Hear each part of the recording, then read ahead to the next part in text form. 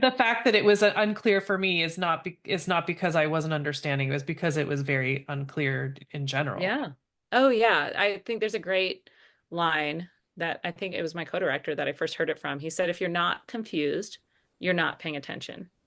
Like the marketplace is very confusing intentionally because they're really good at mimicking that local label. This episode of Grounded in Maine is sponsored by ESG Review. ESG Review magazine is published quarterly in February, May, August, and November, and is available for free in print and digital formats. ESG Review is devoted to environmental, social, and governance strategies, technologies, and investments. ESGreview.net is updated every Wednesday with 8 new stories and is home to feature articles, news items, and more. Visit esgreview.net to stay informed and help us spark the collaboration and awareness needed to develop sustainable economies and communities around the world.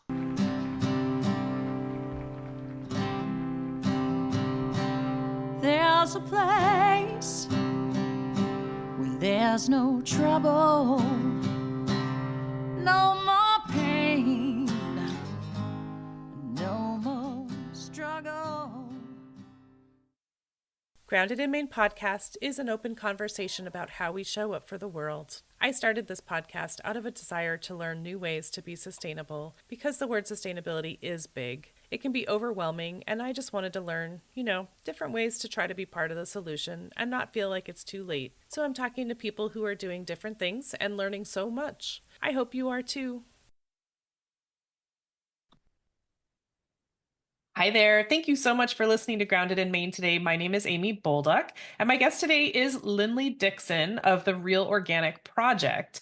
So, Linley, thank you so much for being here. I'm so we were just talking about this and how I feel like the organic label has been a little bit muddy for at least for me, and I just want to make sure that people are clear about organic and who better to talk to than Real Organic Project.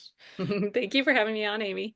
Yay. I'm really excited about this because, I mean, like I said, and like we were saying before, like I've had this sort of argument in my own head. Like if something says organic, if you're buying at the grocery store, one, it's covered in plastic, which, but then also sometimes, often it's coming from super far away. And I've always thought in my head, like a lot of the times, isn't it better if it's grown locally? Not to say anything bad about organic, but I feel like if it's grown locally, that it feels better for me. But why don't you tell me what's better? Well, I'm a local Or farmer, so explain. that rings true for me as well. And it was really interesting I had to get an off-farm job in order to acquire land. And I got this amazing job where I was actually doing research in the organic food sector. And I would go to the National Organic Standards Board meetings, which happen twice a year. And I just started to learn more and more about organic. And I I had this initial reaction, which was like, oh my gosh, there's so much wrong. And I stopped buying organic food in the grocery store. And then I was like, because I thought it was all the same. Right. And then I started learning about the origins of organic and the people that started showing up at these meetings. And these were like farmers of really high integrity with these hardcore values that they breathe, they live and breathe organic. Mm. And once I met them, it was like, okay, there are a lot. And, at the time, it was like maybe at least half of the food that is in organic, that is being sold under the organic label, is still part of that original movement with really high integrity. And it's probably like 90% of the farmers, at least, that are certified Mm. are part of that. But slowly, and it's getting worse and worse, like every industry, if you kind of look into tech, and pretty much everything is getting consolidated, right? And the same thing is happening in the organic food sector. And so realizing just that, oh, I don't want to buy this chemical food either. So what are my options? And, as a farmer, we were producing a lot of our own organic food, but there's this reality that we go out to eat, not us personally, but as people, citizens, Right. we go out to eat a lot. We go to the grocery store because it's convenient, and farmers market happens in my community only half of the year, Hmm. not even half of the year, Hmm. and once, one day a week. Hmm. So this acknowledgement that even with my commitment of how much I was growing myself, how much I still went to the farmers market to shop and trade with my other farmers, I still was, and then my daughter at school, was eating from the cafeteria. So Right. there was just so much food that our family was still consuming that was chemical laden. And so we really, we all have vested interest in figuring out how to protect this label that I think has such a beautiful history. Right? Yes. Oh my gosh, yes. That totally. I mean, if there's a farmer that's growing organic at the farmer's market, I'm like it's like a beeline, right? But Yeah. um, they're just And many of them are and don't necessarily need the certification. And right. so that's just a relationship. And, of course, that's growing it yourself, finding a local farmer that's growing organically. Those are your best options. Yeah, for sure. So, do you want to tell us the history of organic? Oh, that would probably be months and months to hear the full history, but I can tell you my role in it, which I thought was really exciting. Yes. Well, so we sort of took a long time to acquire land. We were renting land. It was really expensive, and we're farming out west, where water rights are a really big deal. And so, in order to farm, you have to have good water rights that last throughout the whole season. And that land is super expensive because it's getting bought up by people with horses or developments with ponds. And so there's all these social justice issues too around good farmland and can farmers afford it? And so we had farmed in our community on rented land to be close to town, close to our eaters. And we had a CSA where they could just come right onto the farm. So it's this beautiful option. But the landowner kept jacking up the rent price on us. And we actually had switched, we were farming on like 3 or 4 different pieces of property to kind of piece it all together. And we just realized we would have to move so far out of town in order to get affordable Right. land. We Right. decided not to do it. And we were actually going to quit farming after having a 200-member CSA and being in the community for 8 years. And someone found out about it and they were like, we're not going to let you quit. And there's actually a lot of stories like this across the country. So I think it's really great to share them because I think it happens to a lot of farmers and they do quit. But just to say that, like, sometimes if you put a lot of hard work and this concept of social capital comes back to reward you. And there were some people that had some land that they had bought in foreclosure and they wanted to see farmers on it. And Oh, so what they ended up doing is dropping the price a little bit, but just giving us the time to be able to apply for an FSA loan, which gives you low interest rates so that you could afford it. And that's a whole process itself too. Like how do you acquire land through the FSA? And that just takes time. And often, you got to make an offer and you got to close within a certain amount of time, and then someone else just gets it. right. So we had these landowners that just wanted to see us there. So we moved into the house. We started farming the land. The infrastructure that you put in, it's like you want to make sure that this is not going to be lost to you, but because your rent, your lease goes up or the landowner just decides they want to sell. So Right. it was such a core value, I think, we didn't need to own it, but it was like somehow we need to get this investment back. And they just worked with us to make that happen That's over two amazing. years until we finally closed on the piece of property. But that whole process meant that I needed to get an off-farm job. Even still, when they lowered the price, I had to go out and find enough money to be able to qualify for the loans. And so I got this really incredible opportunity to start working for the organic movement. And I was going to these National Organic Standards Board meetings, and you can kind of see that there's these business people that want organic to like just mean approved inputs and nothing else. And then there's these defenders of organic, and they're the eaters and the farmers. Hmm. And it's often hard to get the farmers to come to the meetings, but there were these nonprofits that represented them.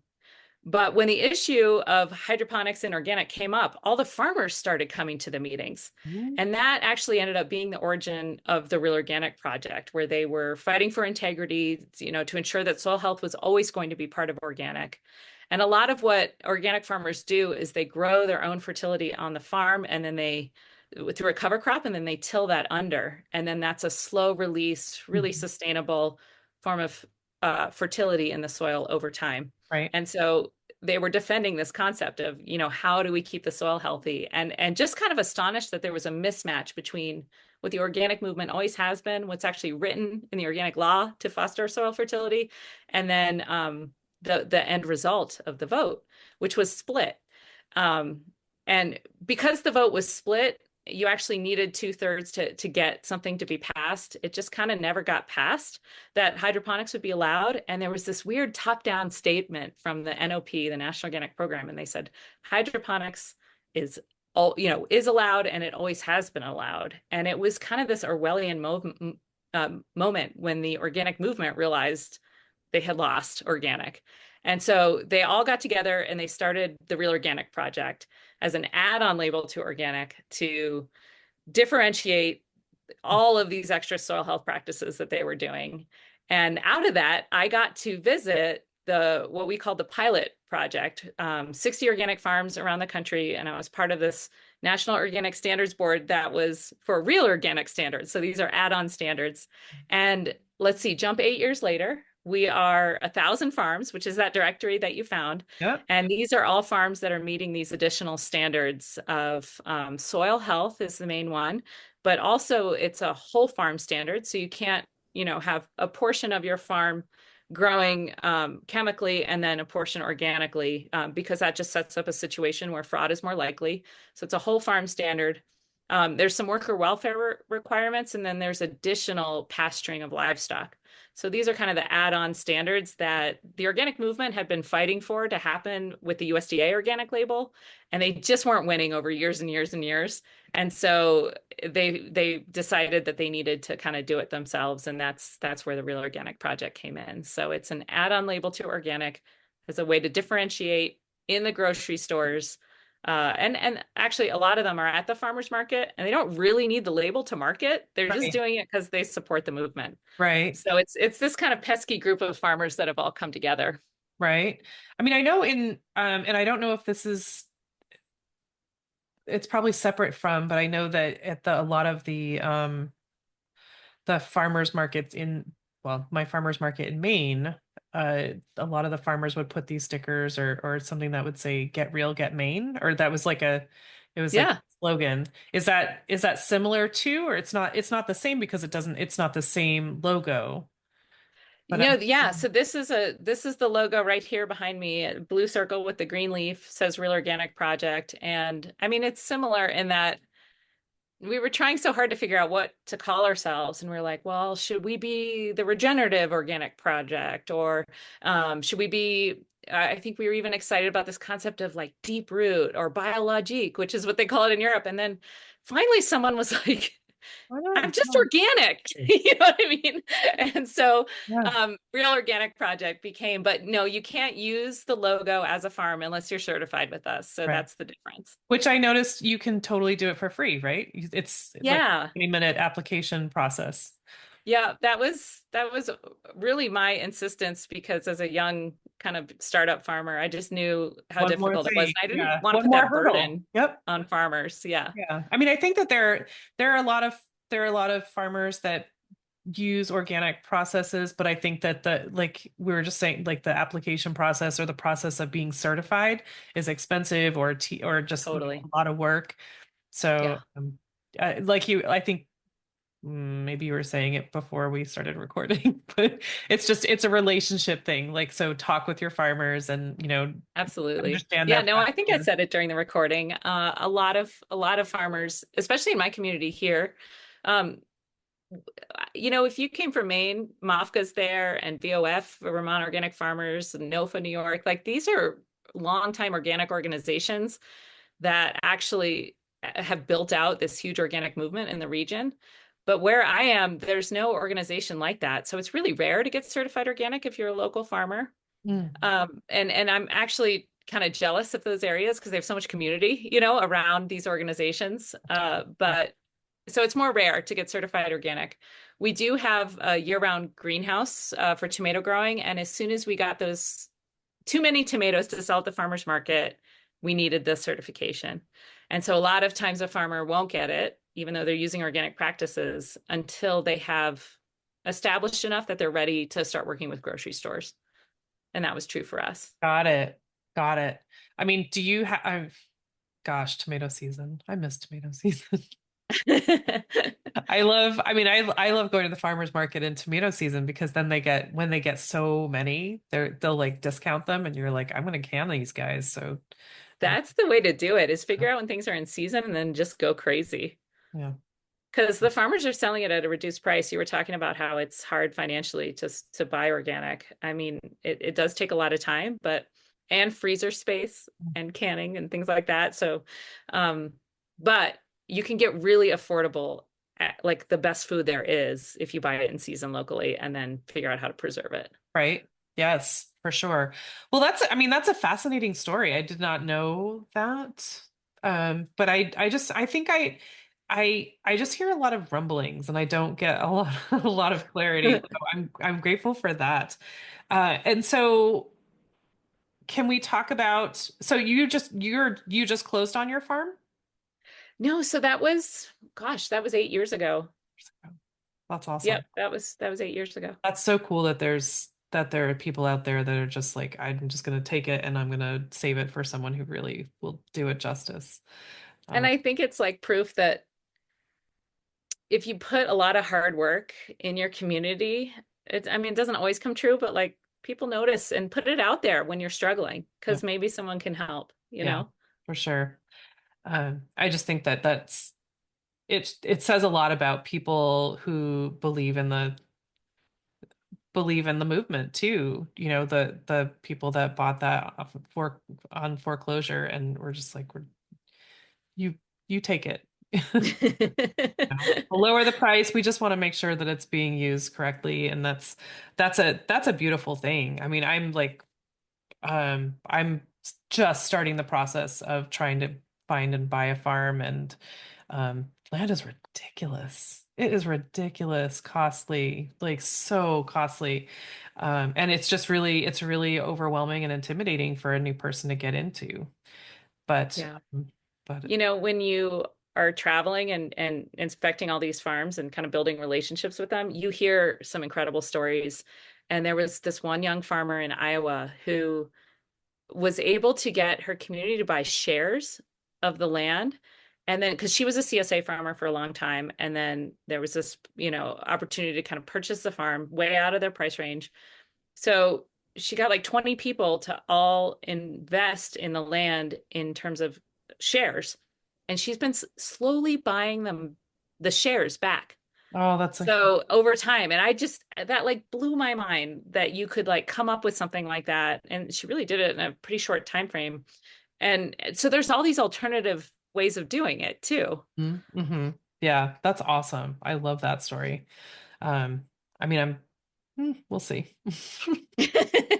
I think if people see like passion, dedication, hard work, Yeah, good things can come from that. yeah, absolutely. I mean, I literally so this is May 8th. Just last night, I did a podcast episode with a friend of mine, about my farm journey goal thing.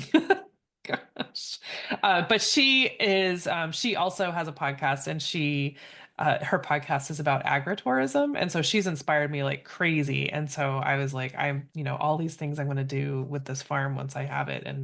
And she, in her interviews, she's interviewed so many super cool people and people with, about funding and, financing and stuff like that. So, um, it was just it was really cool. And just, I want your story.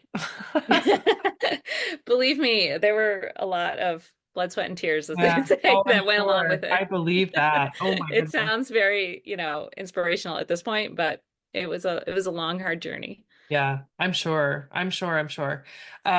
So let's talk about, so how to find good food was one of the things that that I was told you would want to talk about. Sure, yeah. Um, well, I think we touched on a little bit in that I feel like growing it yourself is always a great way to get started and Absolutely. cheap, Yeah. like affordable. Although people say that, and then I have to say, I used to like spend a lot of money and have a lot of failures before I got good at this. So, and someone told me that was really good advice before farming. Like, if you're not okay with failure, then don't get into this line of work because you're gonna like you keep failing. It's hopefully just a different mistake every time, Right. but even that's not true, you know. Well, getting the Um, soil just so is not, it's yeah. not like a magic wand. No, and that's another part of like land access. It's like you work so hard to get soil fertility over time where you need it to be, and so you want kind of long-term access to that land. But yeah, I think that worm composting is a really good way to get started at home, and they make these really cheap, affordable, and then you're just putting all your organic matter. And I was that kid who knocked on my neighbor's doors and collected all of their organic matter. And worms have a way of just like keeping it away. You can do it like in a fridge, like a freezer, like put an old fridge down. Don't plug it in, but that's your insulated but warm box. And right, there's always broken fridges. What a sustainable way. I mean, I love this because you were talking about how your yard and your neighbors and what are they going to think? And you Yeah. like your yard Right. is Oh my lined with all gosh, these that like would old just, freezers. their heads would just explode, I think. But that insulates Now the she's worms. done it.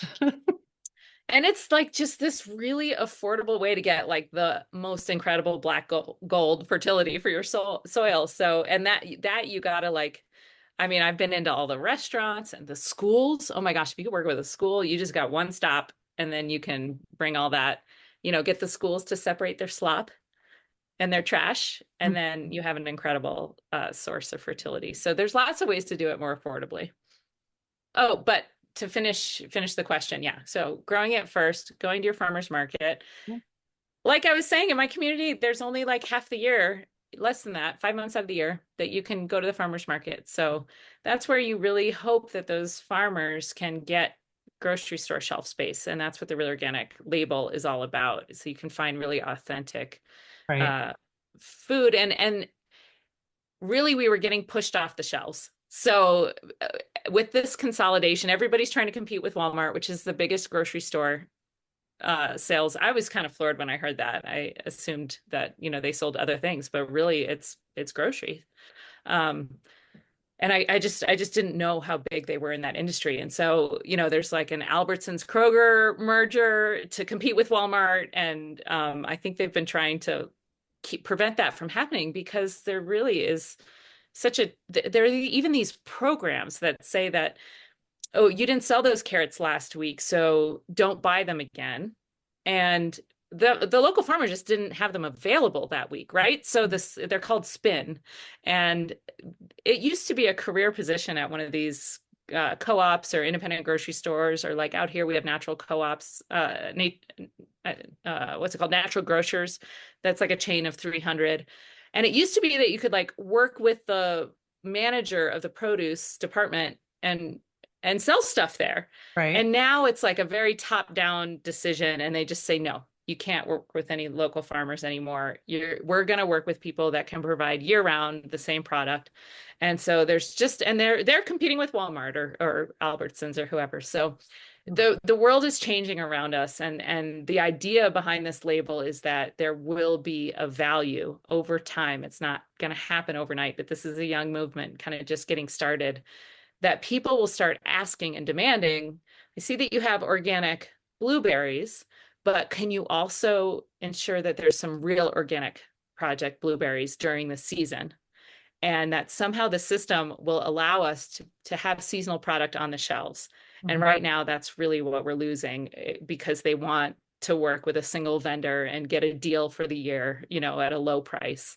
But it's just to see if we can create that marketplace pressure to be able to play. Right. Well, and a big part of that, I'm assuming, is going to be the consumers. Like if the consumers are demanding it, Yeah. Yeah. then they have to provide or they're going to lose the business. And Yeah. And that's where we come in, you guys. That's right. And we're kind of at that next stage where we've got 1,000 farms certified across the country. And so now we actually have products. So if the consumer went in and said, where's your Real Organic Project blueberries? I know it's in season right now. Then they could say, well, and if the manager is like, what's that? He didn't know. you could hand them a list, like here are all the farms that are producing blueberries in my region, and that's that directory on our website that you were playing with. So we're getting to that point where we're actually even working with the Houston Texans right now because the players, they're like, this is food that fuels us, so they were starting to ask for more. And to have that directory to be able to piece together, okay, how do we deliver quantity in this region? And, hopefully that takes off and we start working with other teams. We really are creating some marketplace value for our farmers that are really, so many of them are struggling right now. Oh, That was absolutely. the story that I heard just over and over again across the board. And these are long time organic farmers that started the movement. They have a couple hundred acres Mhm. of production, of vegetable production, which is a lot, That's a lot. right? And they've had established markets, and those are being taken away. So that's what was shocking to me, that these kind of long time established farmers with Relationships. Yeah. markets were losing. Yeah. It's so messed up. Well, you're lucky, so you Would have Lady rather have Moon. it travel across the country than use something that's right here. Right, right. Wild. Lady Moon is a real organic farm that is using the label, and their production is part-time in Pennsylvania and part-time in Florida. So they actually can provide year round. So they're actually in the grocery stores and getting that label out there so that people are starting to see it and say, what is this about? And then the next step, I feel like, is saying, well, can we get some local farmers in here too? Yeah. This is called Lady Moon. Yeah, Lady Moon Farm they're just like awesome soil farmers Right. because they are able to, when they move their production to Pennsylvania, they cover crop all summer long in Florida. And then the winter production's down in Florida and they're able to cover crop.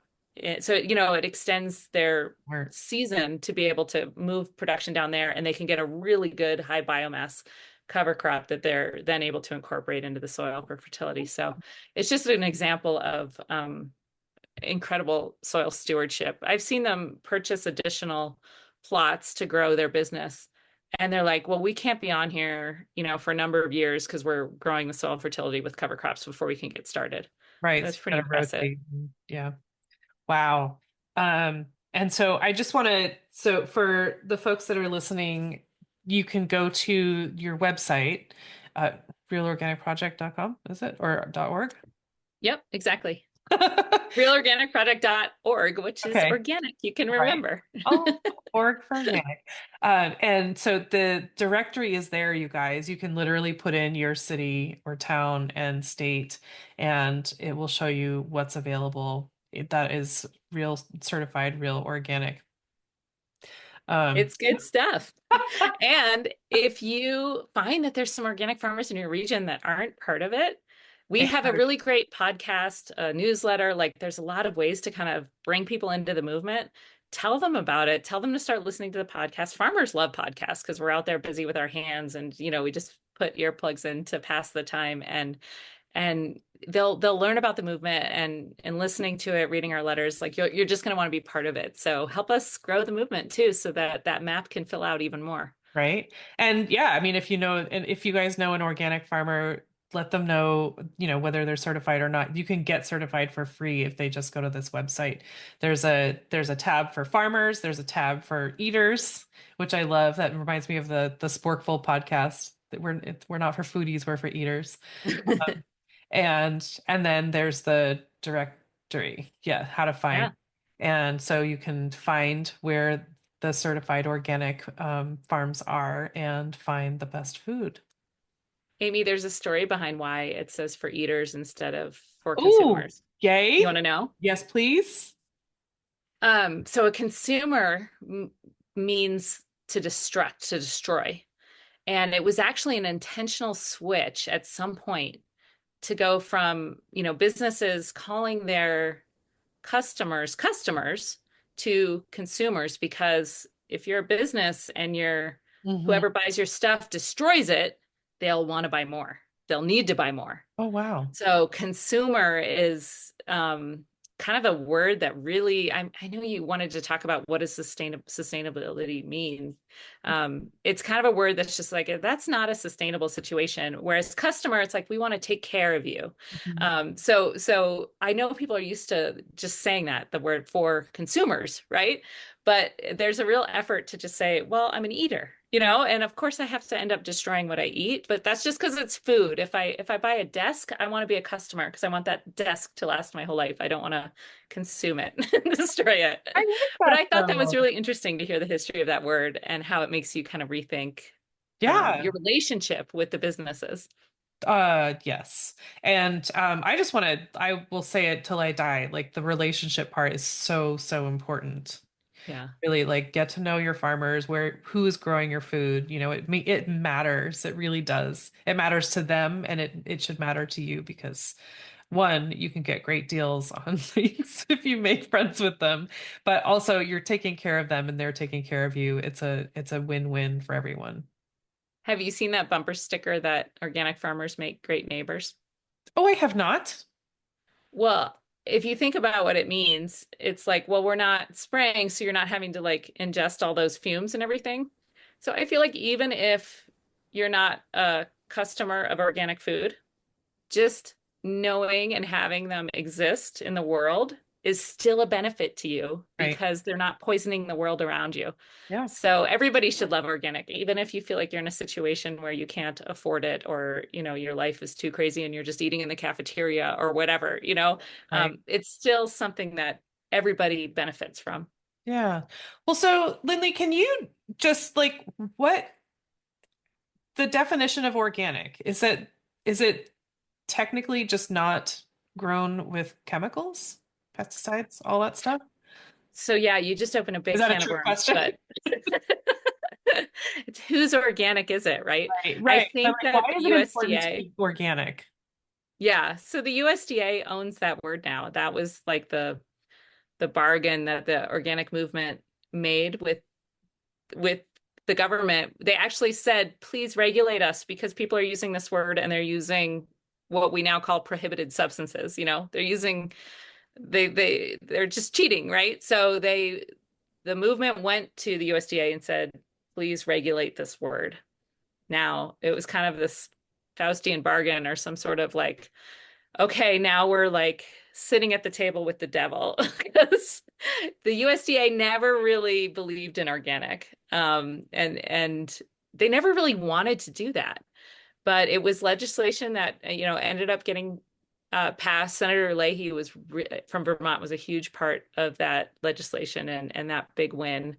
And it's been this like really uncomfortable relationship all along because there is now an organic program and they just want to see it grow, right? So they very much have believed that organic is just about because it's really the only thing that's easy to regulate too is did you use this substance or didn't you? You know what I mean? It's farming with the use of approved substances.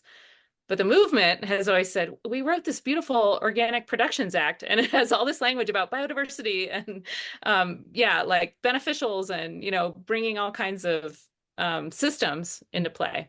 And it's not about the end product and making sure that end product is clean. So there have been some like really serious issues have come to the table, like, can you herbicide a field, put down plastic, and then grow things in a pot? And then because the final product is now free of chemicals, Hmm. can that be called organic? Right. And the organic movement's like, no, you just sprayed herbicide to get there, to get to that point. And so it's very much about the system of how did you get there? And they even look at like sustainable packaging and all kinds of things like that.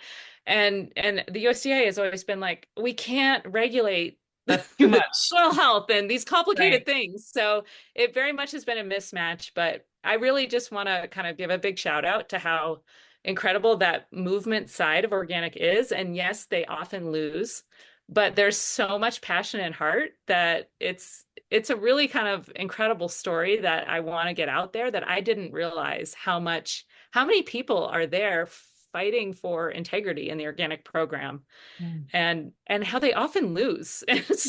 And then they come back and fight again because they know if they give up that word, then just anybody can say that they're Right. organic. So there's something pretty precious about that law that they got passed. Mm, wow.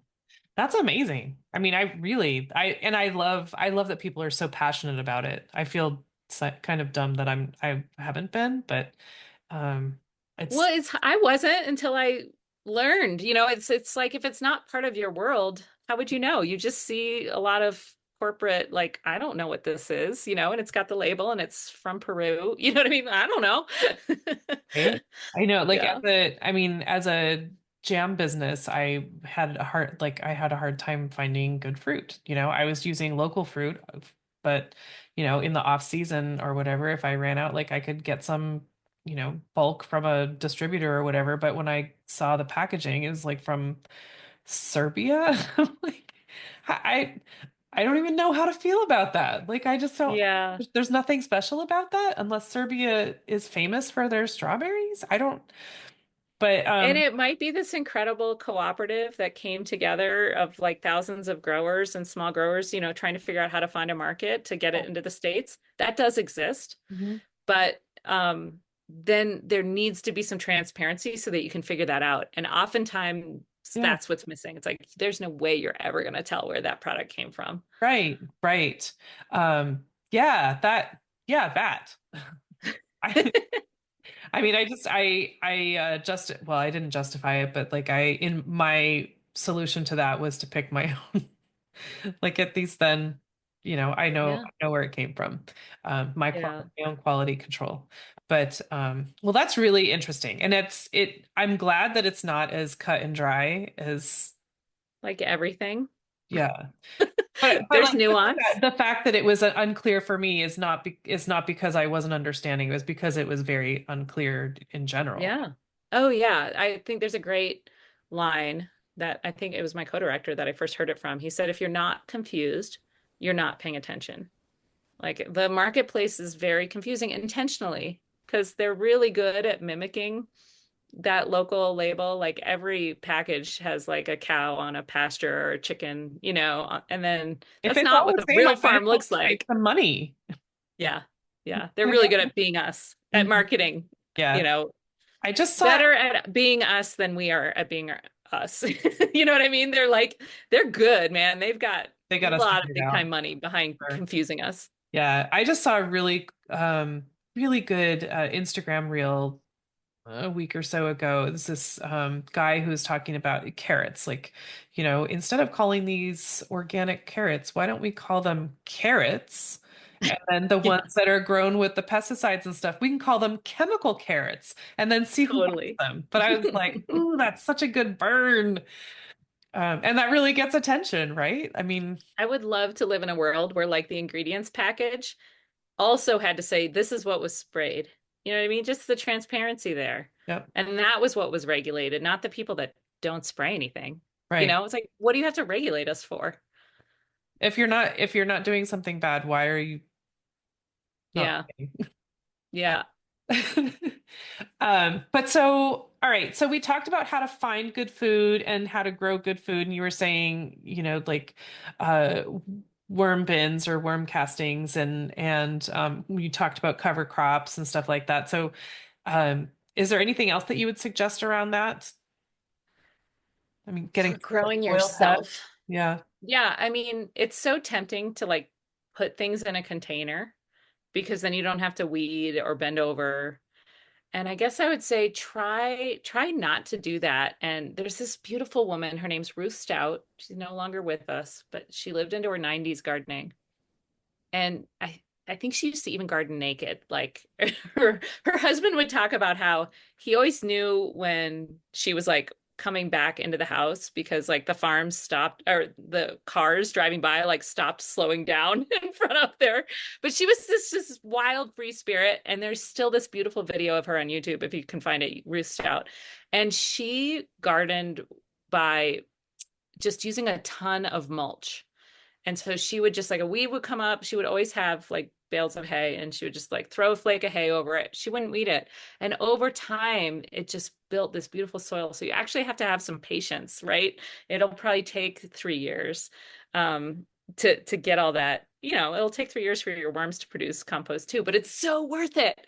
And then you've just got this magical soil that's kind of interacting, and over time, like the sand particles and the basement stone layers, all of that.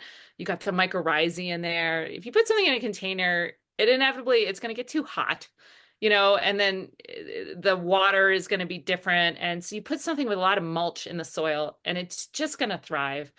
And so I guess I would just say, like, avoid the temptation to like buy a box, or you know what I mean? Like, and I know people sometimes just have porches and that's all you got. Great, go for it. But there's something really beautiful if you can work in the soil. So I guess that would be my other Oh, for tip sure. is that deep mulching. Hmm.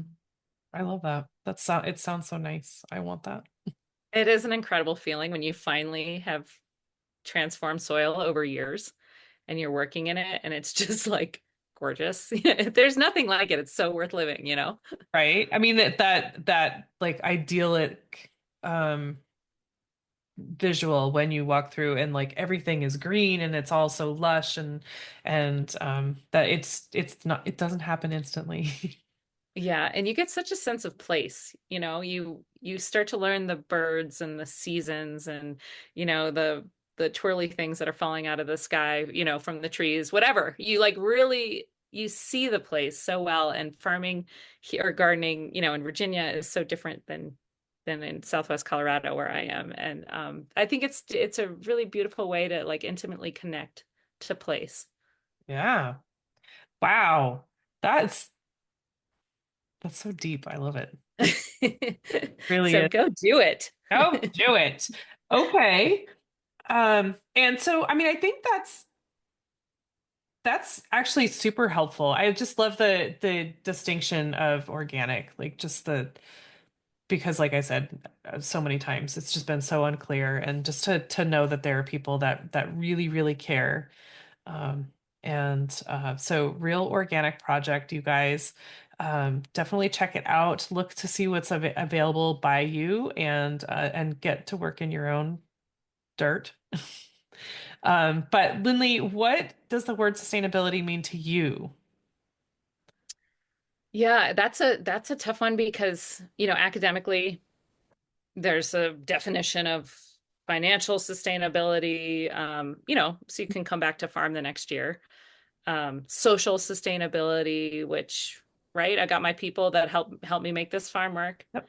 And then environmental sustainability, right? That's academically, but I feel like you're always just kind of lying if you say you're sustainable, because pretty much everything we do has such a heavy footprint on this world. And so it's kind of just this concept, right? And you can claim it, but it's never really true, environmentally speaking. Even on our farm, like we put so much emphasis in soil health, and I know we've sequestered carbon in our soils, but in order to be financially sustainable, we have this greenhouse, and we heat that greenhouse with fossil fuels. And so I'm not a sustainable business. I have to drive to farmers market, all of those things. So I think it's about acknowledging where you can continuously improve, Yeah. and acknowledging where there are holes, being very transparent about what you're doing, where you're succeeding, and where you can get better. So that's, to me, it's about honesty, I feel like. Love that. I know, I've never heard that before. And you said you were interested in the answer to this question, so I really thought about it. And that is what I came up with. Because, I go to these conferences, these sustainability conferences, and these businesses that are the worst, you know, they send these people, and they're the sustainability professionals, and they just lie about what they're doing. And yeah, they are working on, making their packaging have a little less plastic. And meanwhile, like the plastic use in the production is just insane. So it's like, but they're not talking about that. They're not being honest to us about how they're really producing. And it's this glossy, like, aren't we amazing? And sustainability is presented to the world. So for me, it's about that transparency, about really holding these values to and living by them, and being honest about where we fail, and where we can try to improve. Oh, I really like that. I mean, I don't know that anyone, or probably no one, should say I'm a perfect sustainable person. Um, we're all imperfect, but being upfront and honest and just doing our best, I think is, it's the best we can do is being our best. Yeah. And, Yeah. always trying to see where we can improve and make things better. Um, and I mean, I've had guests in the past, a couple of them, when I ask them that question, they're like, "Ooh, sustainability is not sustainable is not good." Like, I don't want this to be It's been sustainable, co-opted. right? I do not want things to stay the way that they are. Like, sustaining is Uh-huh. not good. So, it's always interesting to hear where people are. And I love your answer. I love everyone's answer, but it's different, and it's so true. It's so true. I mean, transparency is like everything. Like, don't say you're something you're not just to get money or to, get business or something. Like, that's it's kind of icky. Well, no, it's very icky, but do the It's best definitely you become a can, and buzzword, don't right? don't make stuff up. Yeah. It doesn't have to Yeah. be so hard. But It so happens to all of our movements, like the sustainability movement got co-opted, the organic movement got co-opted, the regenerative movement is definitely getting co-opted right now, which is hard for people to admit when it first starts happening because right, it's your baby, it's your movement, but you right. gotta call it out when you see it. I know with regenerative, it's like it's becoming bigger and bigger and talked about more and more, but who's it? um, is it just like, is it like a buzzword now? Totally. Yeah, and Bayer's regenerative, Pepsi is regenerative. And I think Are you it's just serious? like an Are you organic. saying that? They all claim it. And it's just Yeah. like organic, where it's like, that's not what we meant. You know what I mean? And I think that's the best you can do is just call it out when you see it Yep. and defend, things that you hold dear. Right. Oh man, that's so good. And so how can people find you and learn more and, tell their farmer friends or their gardener friends and, get more people or certified organic or learn more or just learn more or find out where they can find a good farm? Yeah. Well, for sure, go to our website and start listening to our podcast, subscribe to our podcast. It's really good. You'll learn so much. And we have a weekly newsletter that you can subscribe to that comes out every Sunday. And just start talking to people about these issues. Okay. I'm going to put the website in the show notes, you guys, but realorganicproject.org, like organic. Thank you, Amy. Thank you. My goodness. Lindsay Dixon, thank you so much for hanging out and thank you for sharing all of this information. I feel a lot better about that because, like I said, I mean, I was very unclear and not that I don't buy organic, but I was like, is this really better? So, Yeah, but it it matters. is. It's really better, but there's problems. Awesome. Good to know. All right. Thank you again. And thanks you guys for listening. I just want to take a second to thank my guest again for speaking with me and sharing such great information. I love having these conversations with folks.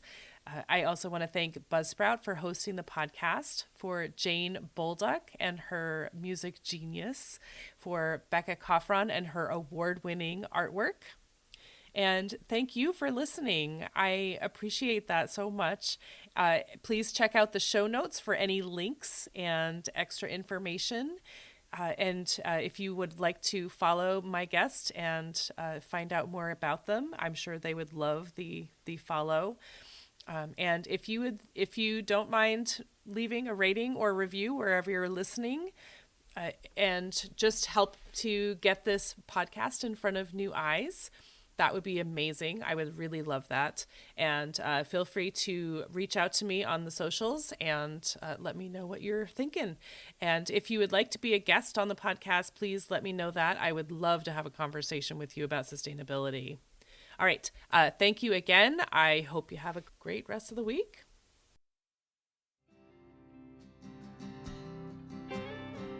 There'll come a day, my mama told me, when I find love to have and hold me, a heart that's strong and so sincere.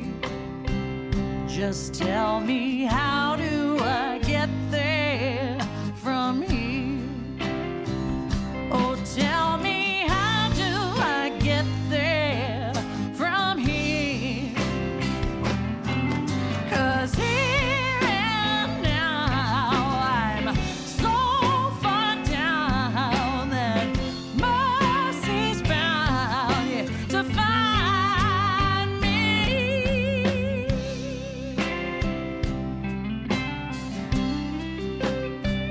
we'll find a way to soothe the sickness.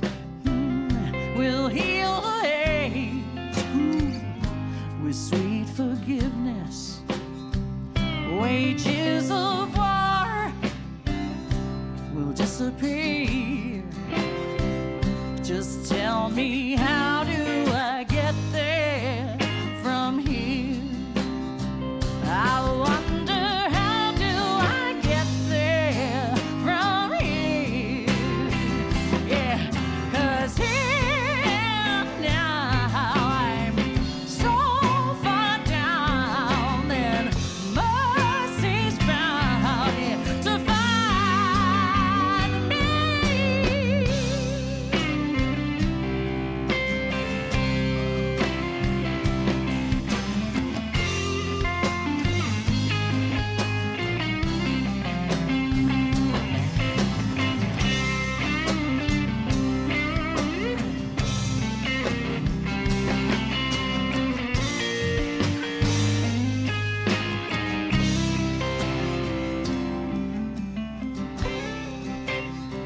When that state of grace has finally found me, well, there'll be music, ooh, and good friends around me, yeah, yeah.